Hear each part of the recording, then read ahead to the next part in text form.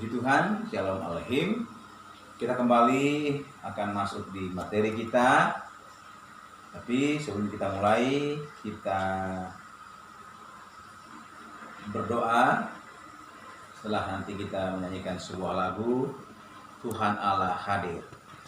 2, 3. Tuhan Allah hadir pada saat ini. Hai sembah sujud di sini. Diam dengan hormat tubuh serta jiwa. Tunduklah menghadap Dia. Marilah umatnya, hatimu serahkan dalam kerendahan. Kita berdoa. Terima kasih Tuhan Yesus, kami bersyukur kembali akan bertemu dan belajar dari pembelajaran kami, pendidikan agama Kristen ya Tuhan. Kau berkati kami semua sehingga ilmu yang kami sampaikan dan kami terima berguna untuk masa depan kami dan nama Tuhan dipermuliakan. Mengucap syukur dalam nama Tuhan kami Yesus Kristus dan berdoa haleluya. Amin. Ya, untuk hari ini kita akan belajar di materi kelas 6 semester 1 dengan topik atau materi pokoknya yaitu ibadah yang sejati.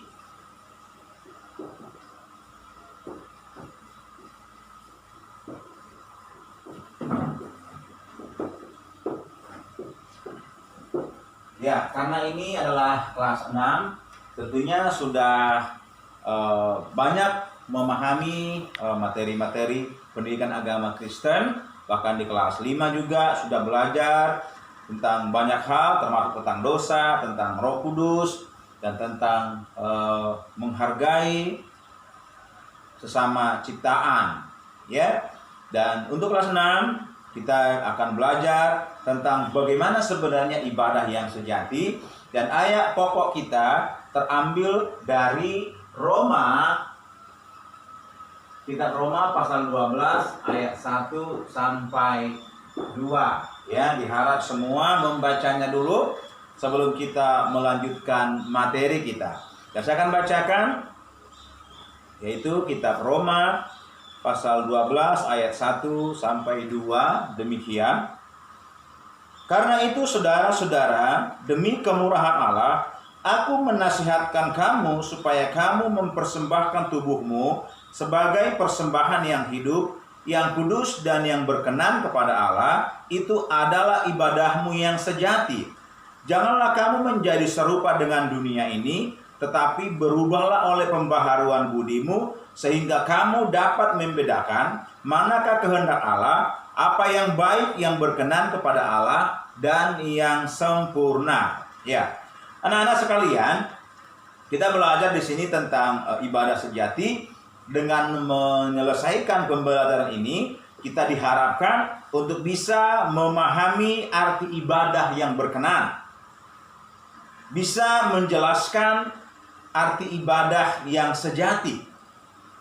Menyebutkan contoh-contoh ibadah secara ritual. Ya, atau prosedur-prosedur beribadah dalam kehidupan Kristen. Kemudian kita juga memahami bahwa ibadah yang dimaksud oleh kitab Roma tadi bukan sekedar ritual, tetapi akan mengarahkan kita untuk memahami bahwa keseluruhan hidup kita adalah ibadah. Ya, untuk materi kita, saya harap kita punya buku paket pendidikan agama Kristen dan budi pekerti dari Kemendikbud. Dalam pengantar di halaman 1 ada beberapa gambar di situ untuk kita sama-sama perhatikan yang mengarahkan kita untuk memahami ibadah yang sejati. Ya, gambar pertama adalah seorang bapak yang sedang sakit. Ya, dia terbaring dengan kelemahan.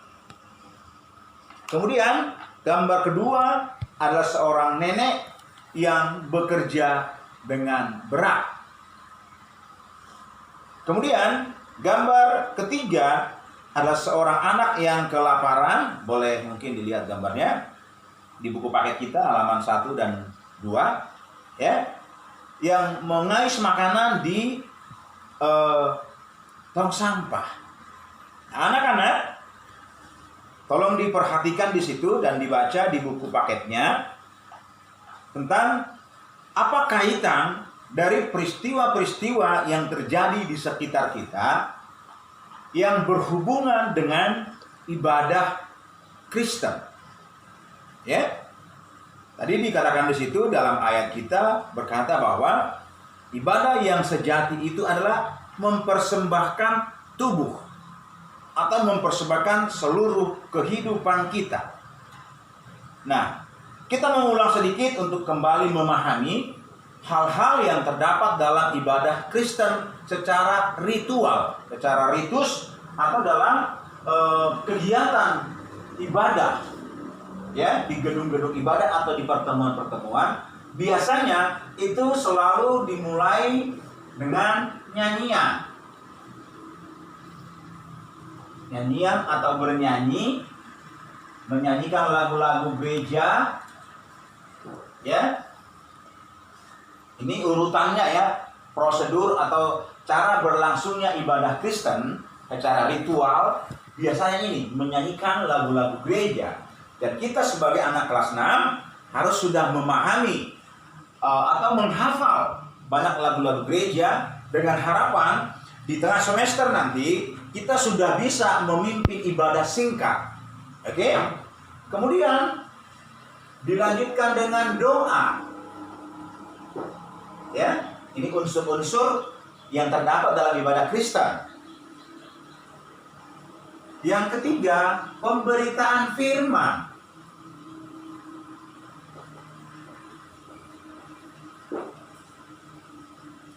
Pemberitaan firman dengan membaca Alkitab dan menjelaskan, atau sering juga disebut khotbah, ya.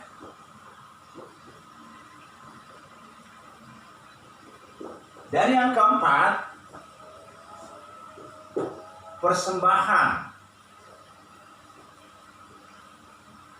Menjalankan persembahan, di mana persembahan pastinya dikelola dan dipakai oleh gereja untuk melanjutkan pelayanan, mengatur kebutuhan-kebutuhan gereja. Nah, ini adalah 4 unsur yang ada dalam ibadah Kristen. Sekalipun ini bisa ditambah, ya, mungkin dengan kesaksian dari yang hadir untuk menguatkan iman dari jemaat-jemaat yang hadir. Inilah ritual ibadah di gereja. Dan tentunya sebagai orang Kristen kita sudah tahu hal ini. Tapi anak-anak sekalian, dalam materi kita ibadah yang sejati, setelah kita memahami dan melakukan ini sebagai kegiatan kita, sebagai bentuk ritual kita, penghormatan kita kepada Tuhan, kita tidak berhenti hanya di menyanyi, berdoa, yang pasti menghafal doa Bapa Kami sebagai doa yang diajarkan Tuhan Yesus. Kemudian kita mendengar khotbah atau pembacaan Alkitab. Kemudian kita memberikan persembahan kita dan ditutup dengan doa syafaat dan doa berkat.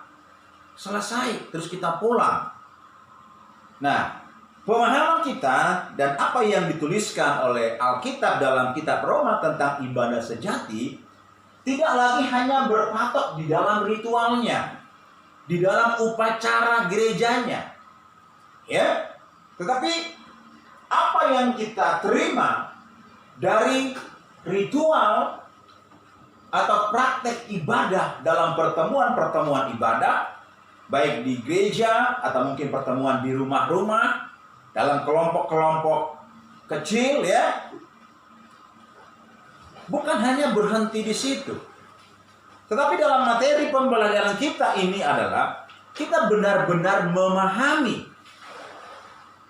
Kita tidak boleh melalaikan bagian ritualnya, tetapi kita harus mengingat bahwa ada hal-hal penting dalam ibadah kita, di mana ibadah yang dimaksud dengan ibadah yang sejati adalah keseluruhan hidup kita menjadi persembahan. Sesuatu yang kita berikan untuk Tuhan. Ya. Rasul Yakobus, saya akan bacakan juga ayatnya, ada di bagian lembar pertama atau di pokok materi kita juga. Yakobus 1 ayat 26 sampai 27.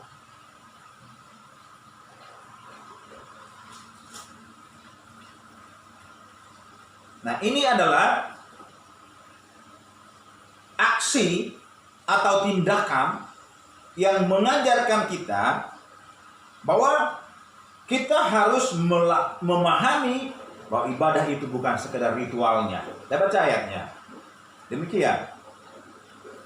Jikalau ada seorang menganggap dirinya beribadah, tetapi tidak mengekang lidahnya, ia menipu diri sendiri, maka sia-sialah ibadahnya.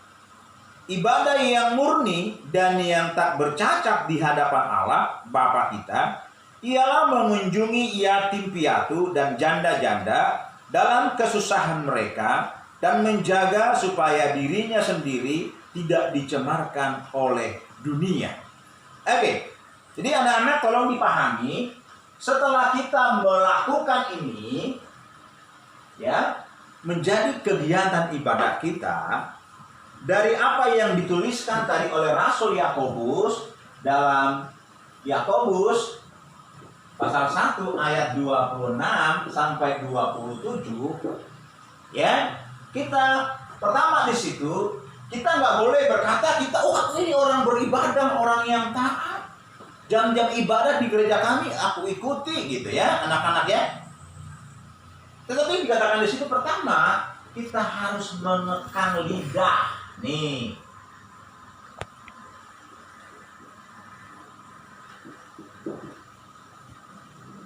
oke, anak-anak ada yang paham tak kira-kira apa itu mengekang lidah? Tahu kekang? Kekang adalah sesuatu yang dipakaikan biasanya kepada lembu, kepada sapi untuk mengikatnya, sehingga pemilik sapi atau lembu atau kambing ya bisa membawa kemana itu peliharaannya. Biasanya ditaruh di hidung. Tetapi Yakobus berkata lidah kita dikekang. Apakah artinya kita ambil kekang, kita taruh di lidah kita? Apakah begitu? Ayo, siapa yang bisa kasih jawaban? Oke? Maksudnya adalah lidah kita itu terkendali. Sama seperti sapi yang lembu atau ternak lain yang dikekang, yang bisa dikendalikan oleh pemiliknya. Artinya juga kita mengendalikan lidah kita. Apa contohnya mengendalikan lidah? Ya, tidak boleh menghina temannya.